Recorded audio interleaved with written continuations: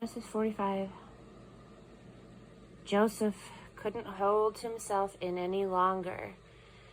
Keeping up a front before all of his attendants, he cried out, "Leave! Clear out! Everyone leave!" So there was no one with Joseph when he identified himself to his brothers. But his sobbing was so violent that the Egyptians couldn't help but hear him. The news was soon reported to Pharaoh's palace. Joseph spoke to his brothers. "I am Joseph. Is my father really still alive?" But his brothers couldn't say a word. They were speechless. They couldn't believe what they were hearing and seeing. "Come closer to me," Joseph said to his brothers. They came closer. "I am Joseph, your brother, whom you sold into Egypt. But don't feel badly. Don't blame yourselves for selling me. God was behind it. God sent me here ahead of you to save lives. There's been a famine in the land now for 2 years. The famine will continue for 5 more years, neither plowing nor harvesting. God sent me on ahead to pave the way and to make sure there was a remnant in the land, to save your lives in an amazing act of deliverance. So you see, it wasn't you who sent me here, but God. He sent me in place as a father to Pharaoh. He put me in charge of his personal affairs, and he made me the ruler of all of Egypt.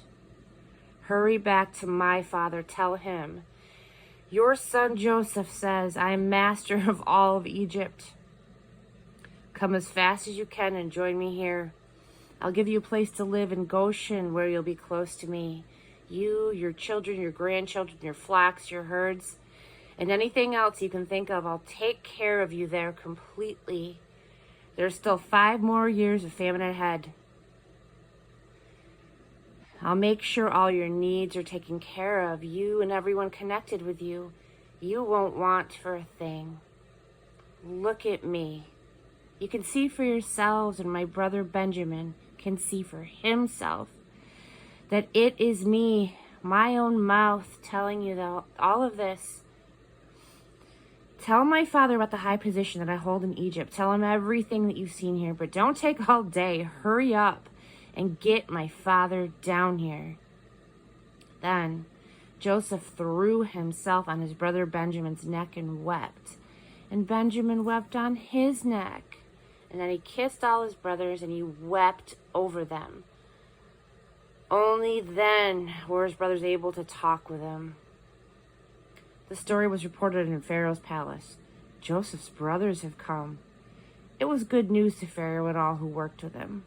Pharaoh said to Joseph, "Tell your brothers, this is the plan. Load up your pack animals.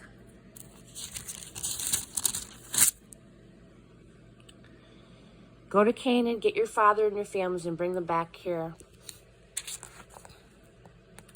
I will settle you on the best land in Egypt. You'll live off of the fat of the land." Also, tell them this. Here's what I want you to do. Take wagons from Egypt to carry your little ones and your wives and load up your father and come back. Don't worry about having to leave things behind. The best in all of Egypt will be yours. And they did just that. The sons of Israel. Joseph gave them the wagons that Pharaoh had promised and the food for the trip. He outfitted all the brothers in brand new clothes. But he gave Benjamin 300 pieces of silver and several suits of clothes. He sent his father these gifts: 10 donkeys loaded with Egypt's best products and another 10 donkeys loaded with grain and bread, provisions for his father's journey back. Then he sent his brothers off. As they left, he told them, "Take it easy on the journey. Try to get along with each other." They left Egypt. They went back to their father Jacob in Canaan. When they told him Joseph is still alive, he's the ruler over the whole land of Egypt, he went numb. He couldn't believe his ears.